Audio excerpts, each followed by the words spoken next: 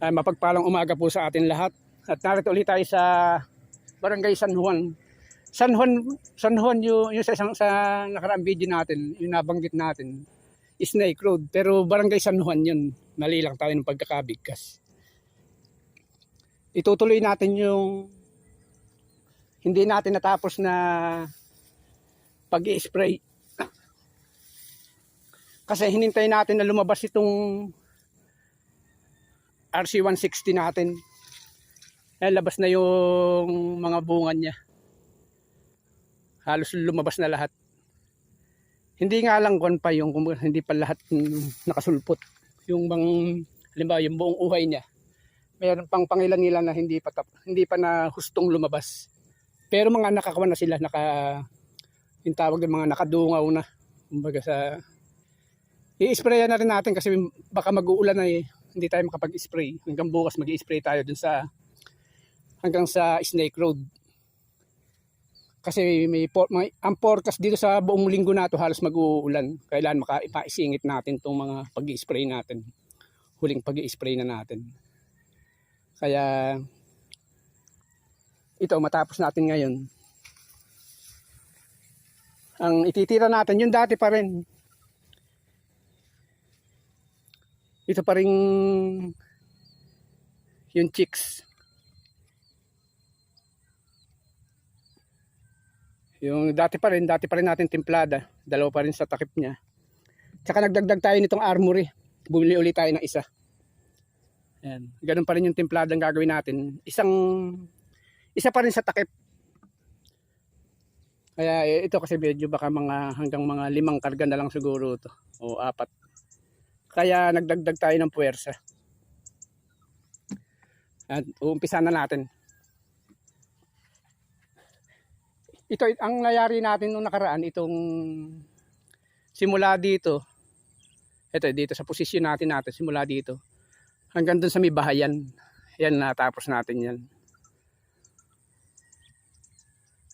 Bali 6 ata o 7 karga tayo nun. Tsaka itong isang pitak natin, ito yung hindi natin hinaluan ng insecticide. Pero mukhang okay naman eh. Pero isasama na natin to ngayon i-sprayan pa rin natin to. Parang madodouble siya. Kasi dito tayo dadaan. 2 banos yan. Kukuhanin na rin natin ito. Itong unang pitak na to. Para mas lalong maging maganda yung butil niya. Kaya bali 2 beses natin siyang i-sprayan na magkasunod. Halos after 5 days, ganun.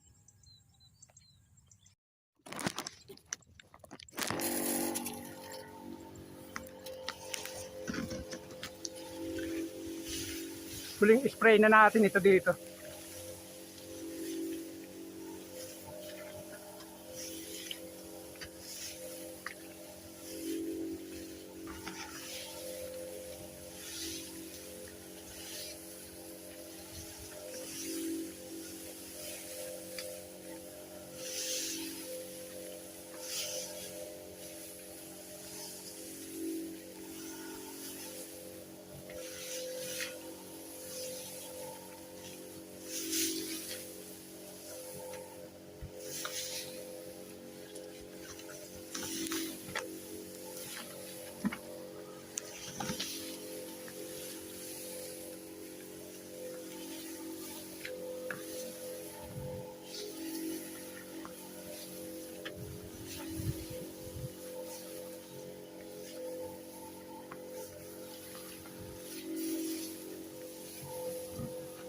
Ito yung pinagpunlaan natin kaya ganito to kasinsin. Kasi hindi na natin ito hand tractor. Yung mga naputol, yun lang pinagtuloy natin. Kaya parang medyo siya, yung medyo yuko na.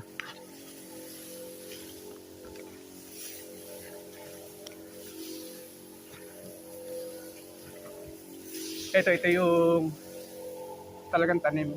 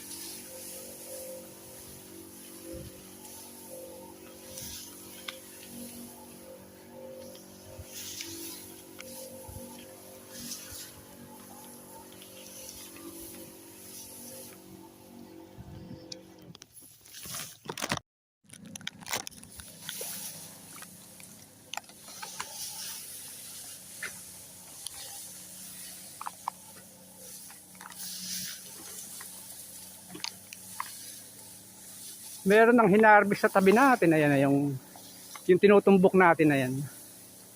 Nauna siya.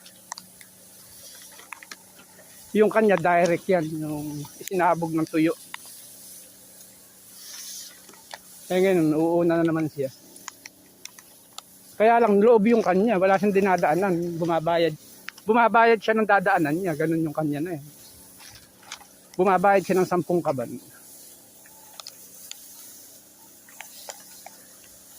Eh kung dito siya dadaan sa atin, masyadong mahaba ito. Baka hindi sumapat yung 10 kaban niya. Baka pag dito sa atin, baka mga 15 kasi medyo malayo itong mahaba.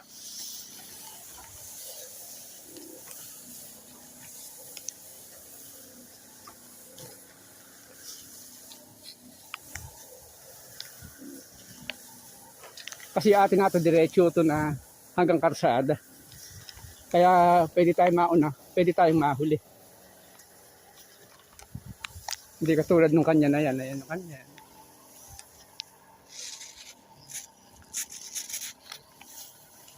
Kasi luwang daw nung ang atin yan dito eh.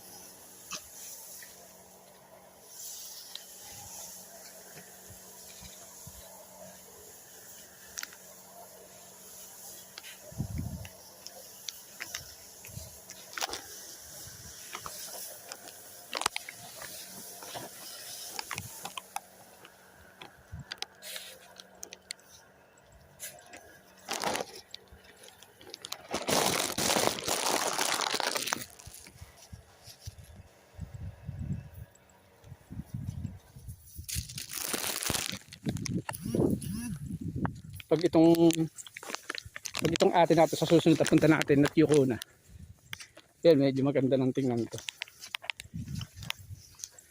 Kasi pagkaturo pa lang, hindi pa siya ganun karingal tingnan.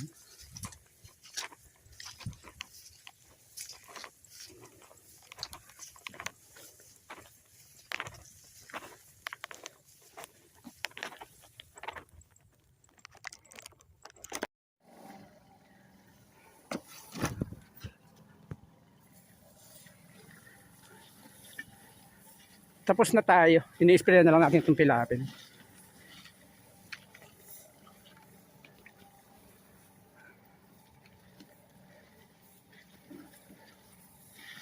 Kumbaga sa kanya, kasobrahan na rin itong daladala natin ata.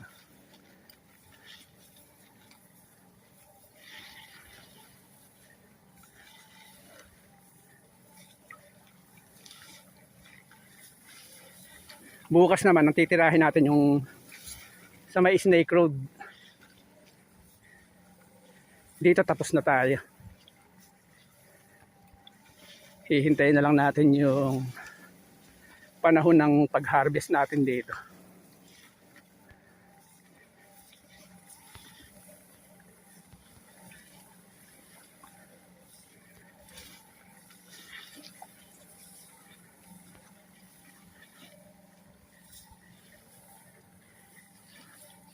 Diretso na tayo paahon itong style natin ata.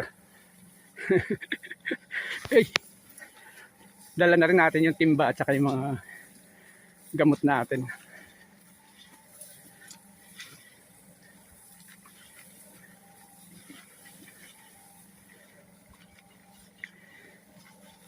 Yung uban talaga hindi maiiwasan, may mga uban talagang mga pangailan-ilan. Kahit naman yung mga katabi natin, ganun din naman. Siguro talagang dala ng panahon din yan. O dala ng talaga sa palay, ganun talaga.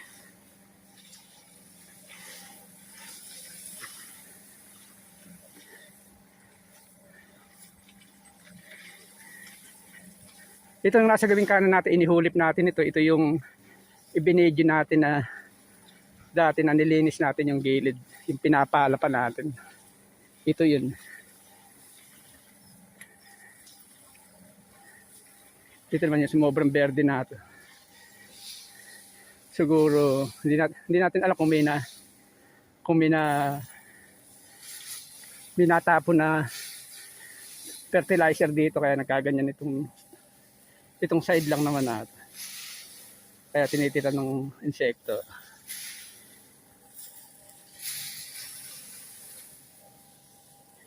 Yung shelf blight.